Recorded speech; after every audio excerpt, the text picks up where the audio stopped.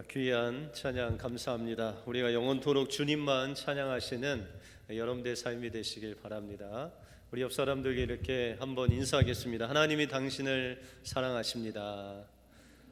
오늘 현장 예배로 또 영상 예배로 예배드린 모든 분들, 우리 주님이 사랑해 주실 줄 믿습니다. 그 사랑으로 승리하시는 여러분들의 삶이 되시길 바랍니다. 항상 명랑하고 힘있게 살아가는 한 사람이 있었습니다. 그래서 사람들이 어떻게 하면 그런 어려움 속에서도 그렇게 힘있게 명랑하게 살아갈 수 있습니까? 그 비결을 물었습니다. 그랬더니 그가 이야기하기를, 나에게는 절망도 좌절도 낙심도 없습니다. 왜냐하면 나는 우리 집 골방에 특별한 전화기 한 대를 가지고 있기 때문입니다. 앞이 캄캄하고 도대체 뭐가 뭔지 모를 때 모든 것을 가르쳐 주시는 그 하나님께 전화할 수 있는 전화번호를 내가 가지고 있습니다 라고 그렇게 이야기를 했습니다. 그랬더니 사람들이 저에게도 좀 그 전화번호를 가르쳐 주십시오 라고 그렇게 부탁을 했습니다. 그랬더니 그가 이야기하기를, 하나님과 직통으로 연결될 수 있는 전화번호는 저 333입니다 라고 그렇게 이야기하는 것입니다. 아니, 저 333이 무엇입니까 했더니 이분이 미국에 사는 사람이라 예레미야를 저르마야라고 읽기 때문에 저 333 해서 예레미야 33장 3절을 뜻하는 것입니다. 너는 내게 부르짖으라, 그리하면 내가 응답하여갖고 너에게 크고 비밀한 뜻을 보이리라. 이 번호만 누르면 주님이 찾아오신다는 거예요. 근데 옆에 있던 사람이, 아니 그 골방에서만 하나님과 통하는 전화번호 말고 저는 MT를 가서도 어디서나 하나님과 통화할 수 있는 번호를 알고 있습니다.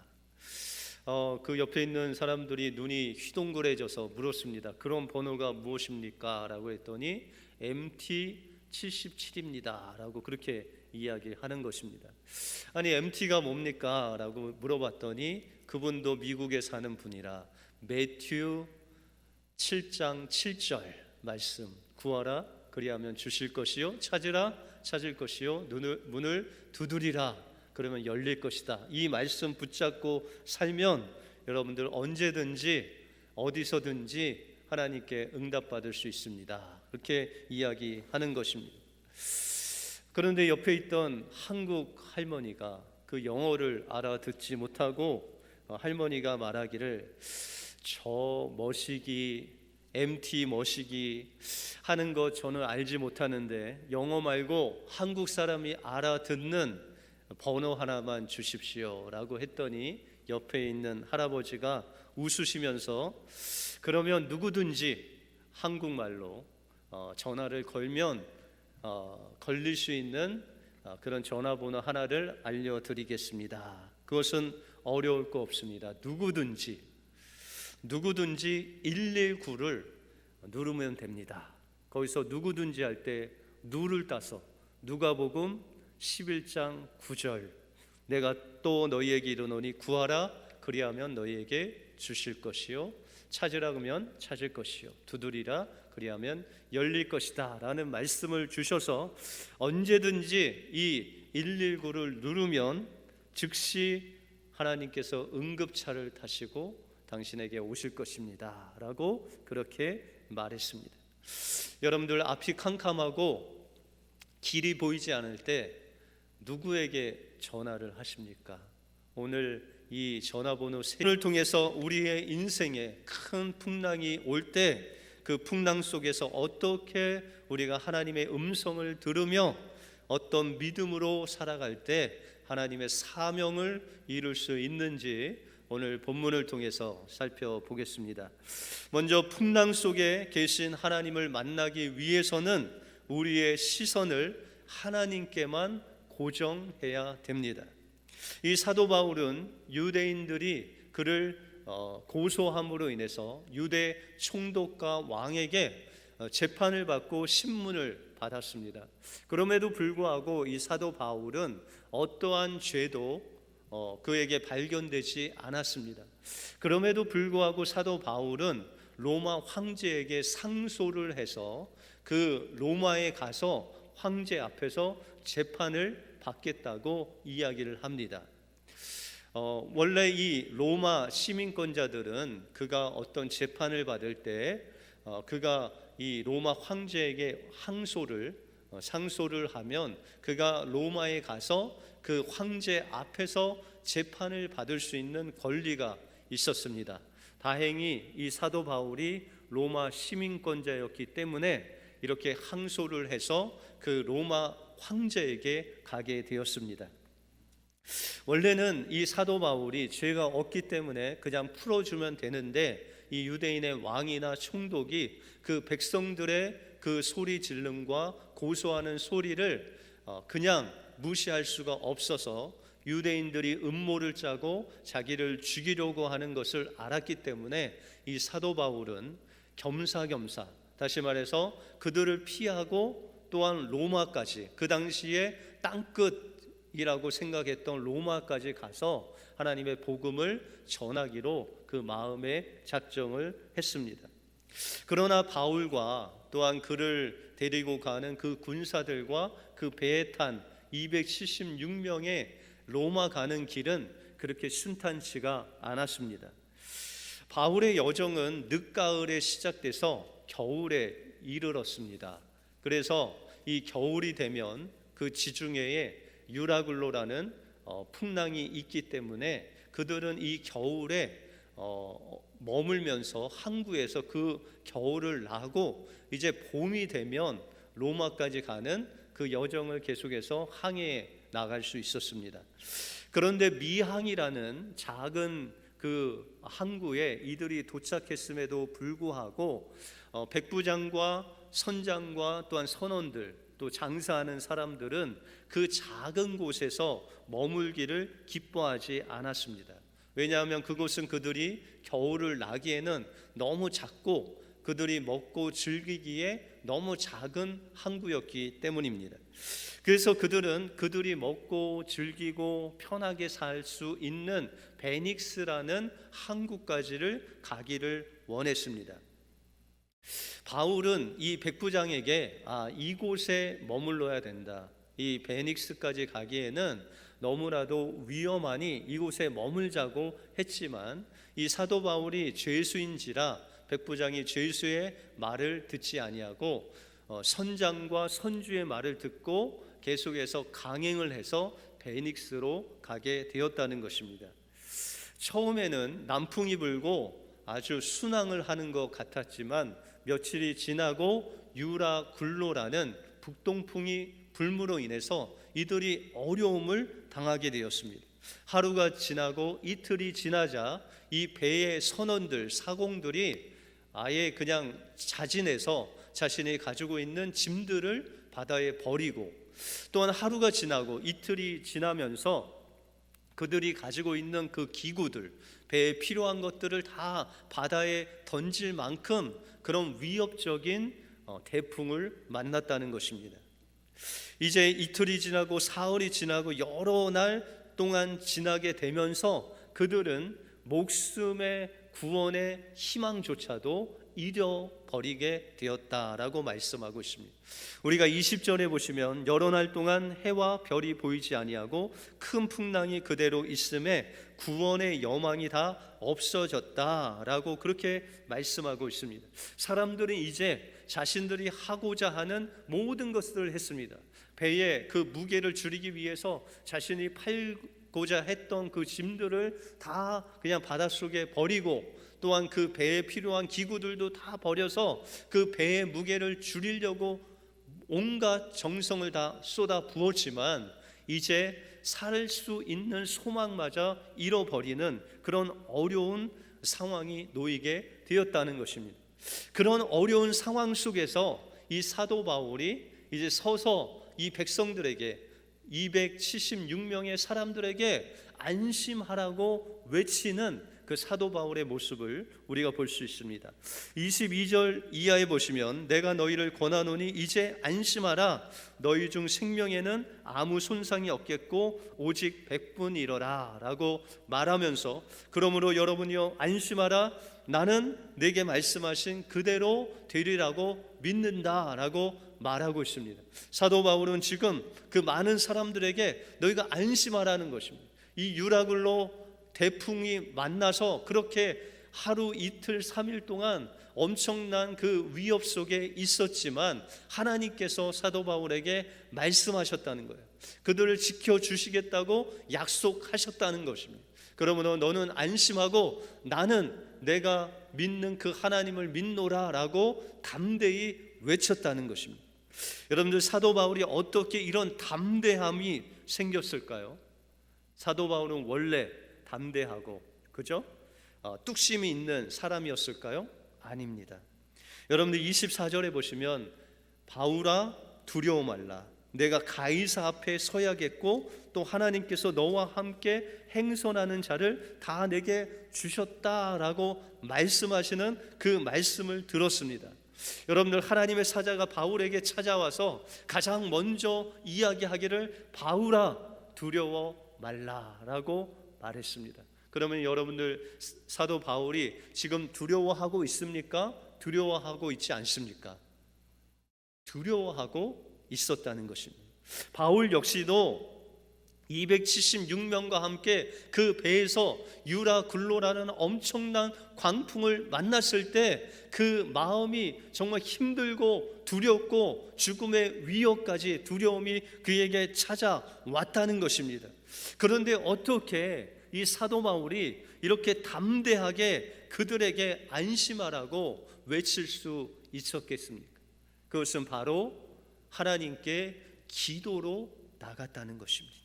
우리가 감당할 수 없는 엄청난 풍랑이 올 때 우리는 연약하기 때문에 두려워할 수밖에 없는 존재라는 것입니다. 사도 바울마저도 하나님 앞에서 정말 두려워하고 이 풍랑으로 인해서 목숨을 잃을까 염려하고 근심했다는 것입니다. 그런데 그가 이제 하나님께 기도로 그의 시선을 그 풍랑에 두지 않고 하나님 앞에 고정했을 때, 하나님의 얼굴에 자신의 마음의 시선을 고정했을 때 하나님께서 담대함을 주셨다는 것입니다.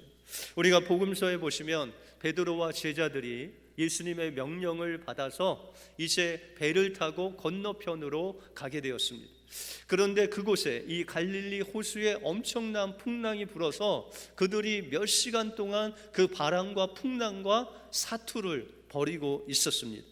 그때 예수님께서 그들을 건져 주시려고 물 위로 걸어오셨습니다.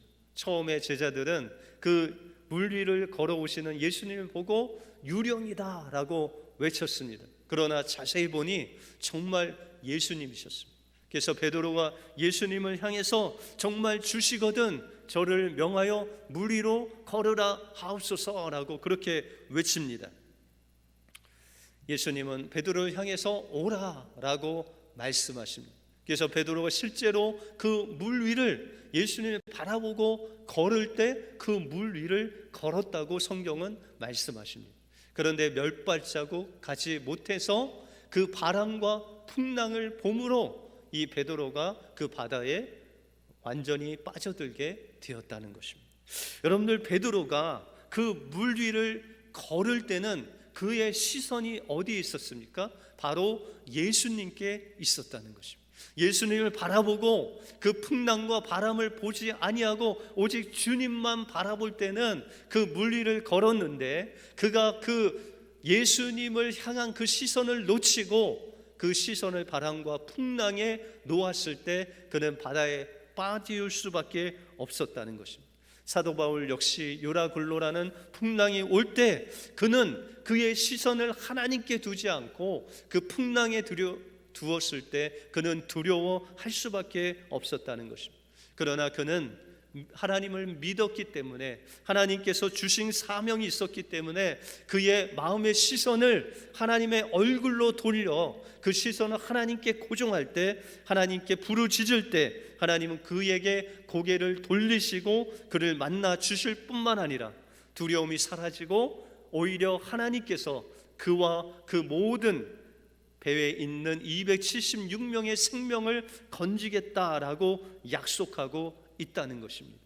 이 사도 바울의 하나님께서 주신 말씀을 들은 276명의 그 심령 속에 하나님 말씀을 담대히 전하는 사도 바울을 통해서 그들이 그 마음 속에 이제 소망과 희망을 얻게 됩니다.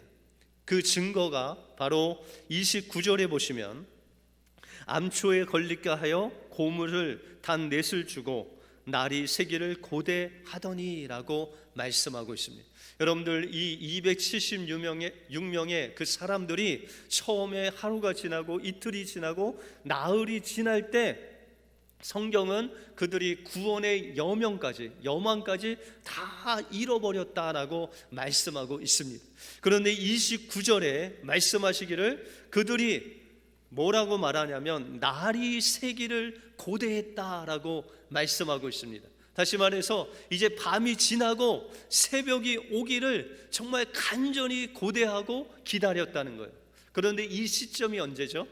며칠이 지나고 2주 14일이 지난 이때에 절망과 낙심과 구원의 여망이 없어져서 이제 완전히 포기해야 할 2주가 지났음에도 불구하고 그들은 이제 구원의 소망을 가지고 그 날이 새기를 고대하고 기다리고 사모했다는 것입니다.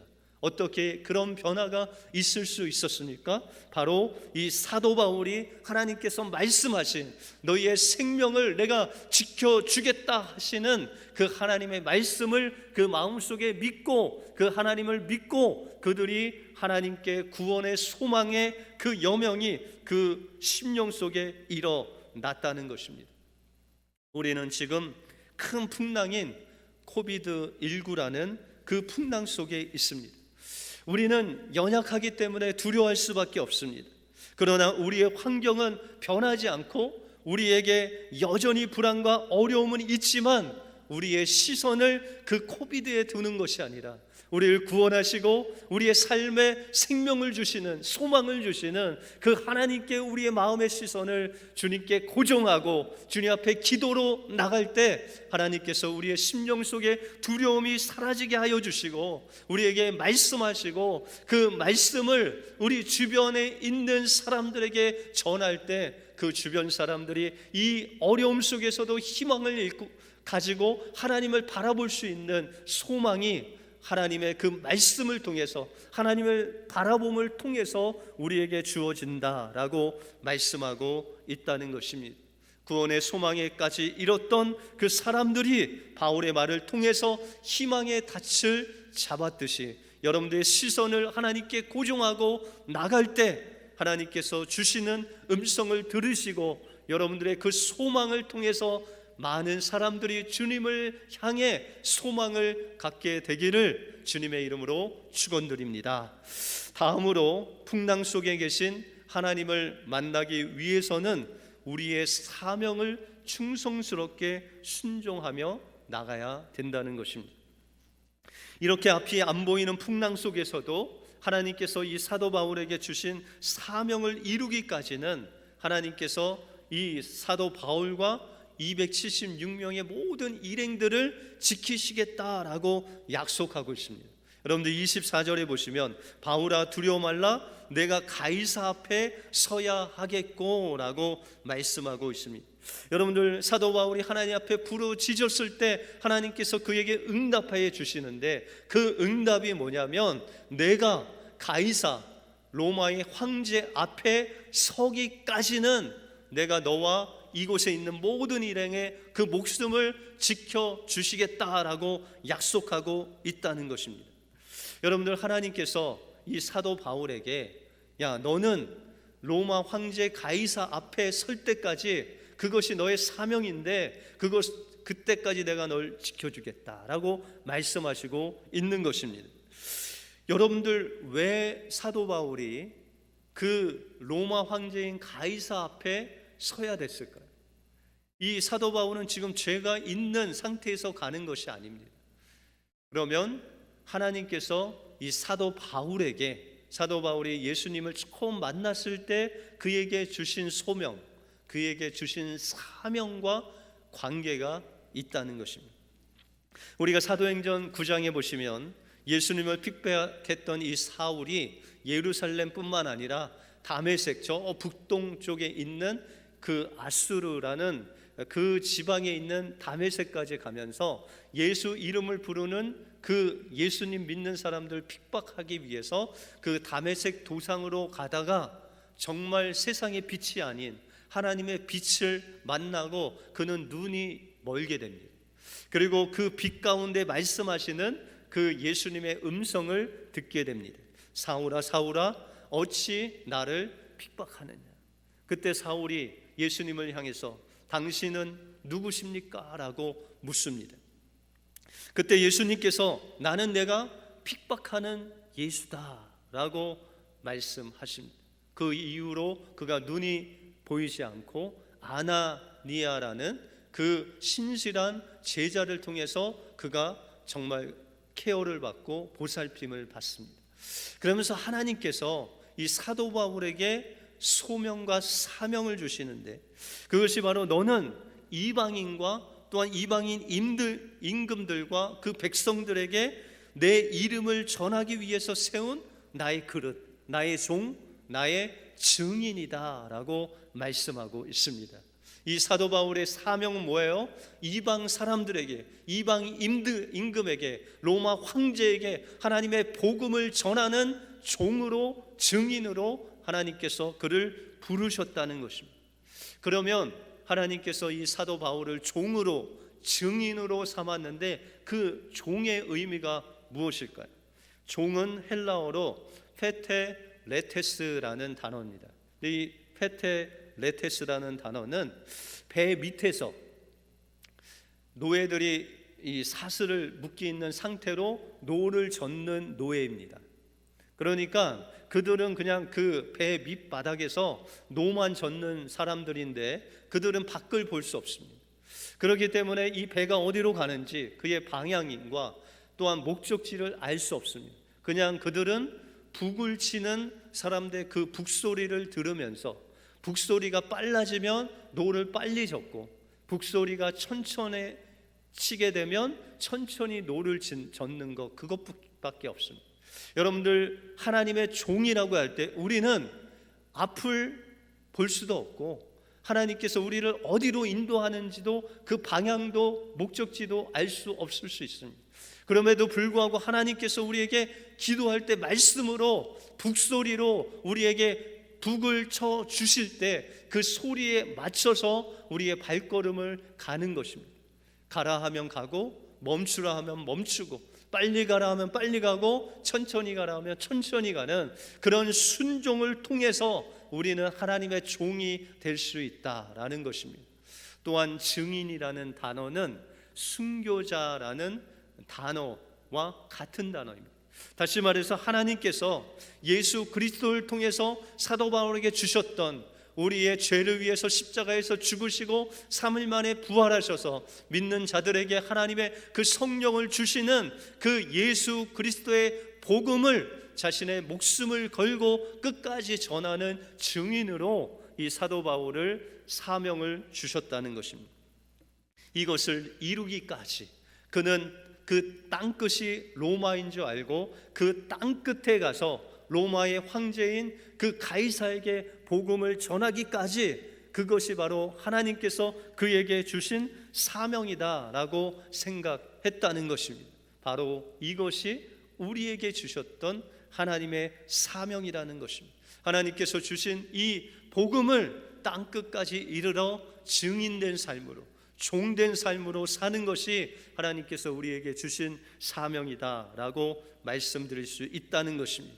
사도 바울은 이렇게 하나님께서 주신 사명을 이루기 위해서 하나님이 주시는 그 놀라운 사명을 바라보면서 그의 시선을 하나님 앞에 고정하고 그가 정말 죽을지언정 그 로마에 가서 하나님의 복음을 전하려고 할 때 하나님께서는 그 길을 지켜주시고 보호하시고 그의 생명줄을 붙잡아 주실 뿐만 아니라 그 주변에 있는 사람들까지 사도 바울을 통해서 구원하시는 놀라운 생명의 역사를 그들에게 베푸셨다는 것입니다. 그 증거가 사도행전 28장 15절에 나오는데, 사도행전 28장 15절에 보시면 거기 형제들이 우리 소식을 듣고 안비오 저자와 삼관까지 맞으러 오니 바울이 저희를 보고 하나님께 살해하고 담대한 마음을 얻느니라 라고 말씀하고 있습니다. 여러분들, 사도 바울이 로마에 도착해서 그 형제들이 그를 맞으러 왔습니다. 그런데 오늘 그 사도행전 28장 15절에 보시면 그 맞는 장소가 나오는데, 아비오 저자와 삼관이라는 그 장소에서 사도 바울을 맞이했다는 것입니다.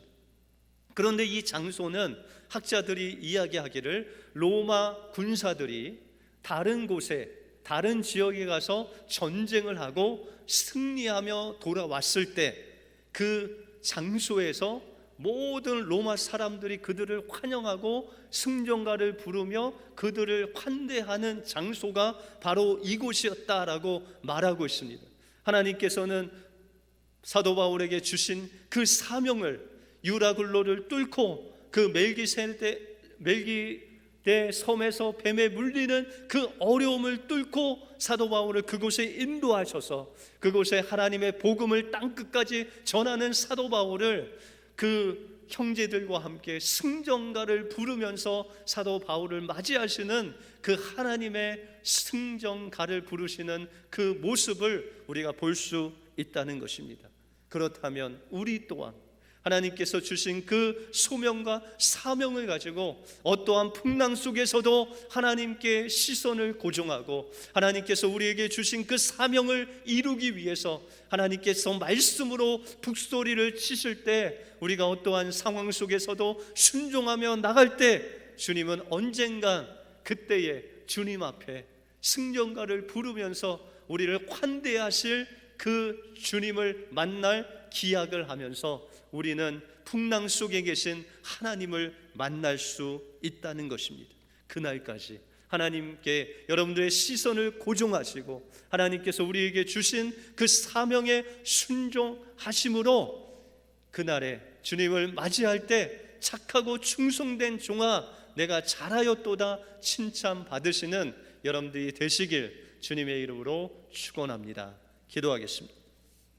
하나님 감사합니다. 오늘도 살아계셔서 사도 바울이 그 어려운 속에서도 그의 시선을 주님께 고정하고 기도할 때 하나님께서는 말씀으로 응답해 주실 뿐만 아니라 그에게 주셨던 그 사명을 이루기까지 사도 바울을 붙잡아 주시는 하나님의 은혜를 보게 해주심을 감사합니다. 하나님, 우리가 정말 유로굴로와 같은 코비드19를 지나고 있는데 하나님, 이 어려운